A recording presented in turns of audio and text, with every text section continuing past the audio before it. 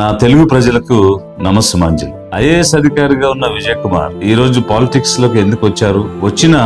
ఉన్న పార్టీల్లో చేరకుండా కొత్తగా లిబరేషన్ కాంగ్రెస్ పార్టీ అని పార్టీని ఎందుకు స్థాపించారు? ఇలా అనేక రకమైనటువంటి ప్రశ్నలు జనం నుంచి ఎదురవుతున్నాయి. అయితే నేను పాలిటిక్స్ లోకి ఎందుకు వచ్చాను అనేది తెలియాలనంటే అసలు ఐఏఎస్ అధికారిగా ఎందుకు అయ్యాను అనేటువంటిది కూడా తెలుసుకోవడం, దాని ద్వారా ఇది ఇంకా బాగా అర్థమవుతుందని అనుకుంటున్నాను. నాది యాక్చువల్ గా కొల్లేరు ఒడ్డునటువంటి ఒక మారుమూల గ్రామం. ఆ గ్రామంలో మా నాన్నగారు అప్పుడే ఆ రోజుల్లోనే మెట్రికులేషన్ చేసి వ్యవసాయంలో స్థిరపడ్డారు. కానీ వారు నేర్చుకున్నటువంటి జ్ఞానం 10 మందికి పంచాలనేటువంటి ఒక ఆలోచనతో ప్రతిరోజు సాయంత్రం గ్రామంలో ఉన్న పిల్లలందరినీ కూడగట్టి వారికి విద్య నేర్పిస్తూ ఉండేవారు. అలా నా ముందు తరానికి, మా తర్వాత 2 తరాలకి గ్రామంలో 4 తరాల వారికి విద్యను అందించి ప్రయోజకులను చేశారు. ఆ సందర్భంలో నేను వారిని గమనిస్తూ ఉన్నప్పుడు నాకేం చెప్తూ ఉండేవారంటే, నువ్వు ఎదగాలి, ప్రయోజకుడు అవ్వాలి. ప్రయోజకుడు అవ్వడం అంటే మన కోసం మనం బ్రతకడం కాదు, 10 మంది కోసం బ్రతకడం, 10 మందికి సాయం చేయటం అని చెప్తూ ఉండేవారు. అదేంటి నాన్నగారు అంటే,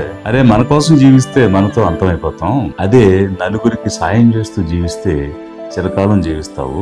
నాకేం తోస్తుంది అని అంటే, నువ్వు ఒక డాక్టర్ అయితే ప్రాణం దేవుడిస్తాడు, డాక్టర్ ప్రాణం నిలబెడతాడు, కాబట్టి అది గొప్ప సేవ అని నాకు అనిపిస్తుంది, అలాంటి ప్రయత్నం చెయ్యి అని నాన్నగారు నాతో అన్నారు. అయితే ఆ సందర్భంలో నేను ప్రయత్నం అయితే చేశాను, గానీ నాకు కాలం కలిసి రాలేదు. కానీ నాన్నగారు కోరిన కోరిక తీర్చలేకపోతున్నాను, ఏం చేస్తే దానికి మించి చేయగలుగుతాను అని ఒక పరిశోధన, ఒక శోధన నా మదిలో వచ్చింది. అప్పుడు తెలుసుకున్నాను యాక్చువల్ గా ఏ డాక్టర్ ద్వారా ఒక ఆరోగ్య సేవను పేదలకు అందించవచ్చు, ప్రజలకు అందించవచ్చు అని నాన్నగారు భావించారు. అలాంటి డాక్టర్లు 10,000 మందితో కూడా సాయం అందించగలిగే ఉద్యోగం ఇంకొకటి ఉంది, అది ఐఏఎస్ అనేటువంటి ఒక జాబ్ అని నా పరిశోధనలు తేలిన తర్వాత ఇక ఆయన అడిగిన దానికి మించి చేద్దాము అన్న ఆలోచనతో ఐఏఎస్ కోసం పరితపించడం ప్రారంభం చేశాను.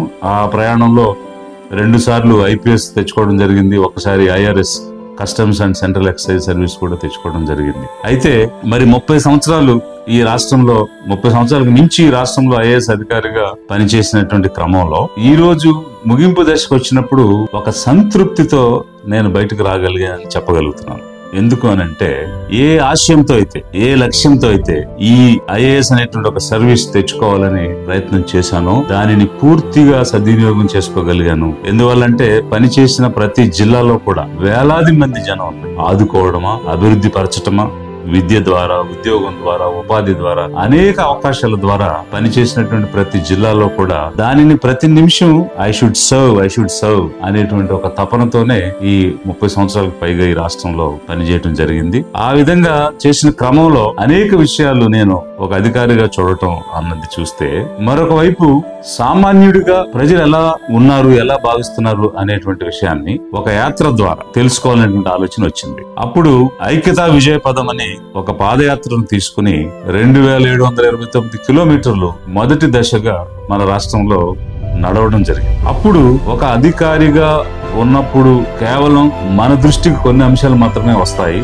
కానీ జనంలోకి వెళ్ళినప్పుడు మన దృష్టికి రాని అంశాలు అనేకమైనవి ఉంటాయి అనేటువంటి దాంతో పాటు నిజంగా ఈ రాష్ట్రం ఎలా ఉంది, ఏ రకమైనటువంటి ఇబ్బందులు పడుతుంది, ప్రజలు ఎలా ఉన్నారు అనేటువంటి దాని మీద ఒక పూర్తి అవగాహన వచ్చేటువంటి అవకాశం ఈ యాత్ర ద్వారా నాకు లభించింది. అప్పుడు అనిపించింది, ఒక ఐఏఎస్ ఆఫీసర్ గా నేను పనిచేశాను, అయితే పరిధుల్లో పనిచేశాను, పరిమితుల్లో పనిచేశాను. సో పరిమితుల పరిధి నుంచి విస్తృత పరిధిలోకి వెళ్ళాలి అంటే అది కేవలం ఒక పాలిటిక్స్ ద్వారానే సాధ్యం అవుతుంది. అది ఒక శాసన సభ ద్వారా, ఒక శాసనకర్తగా సాధ్యం అవుతుంది. పాలిటిక్స్ లో అంటే ఏమిటి? ఒక శాసన సభలోకో, ఒక పార్లమెంటులోకో, ఒక చట్టసభలోకి వెళ్లే అవకాశం, దాని ద్వారా విస్తృత స్థాయి సేవలు అందించే అవకాశం వస్తుంది అన్న ఆలోచనతోటి పాలిటిక్స్ లోకి రావడం అనేటువంటి ఒక నిర్ణయం తీసుకోవడం జరిగింది.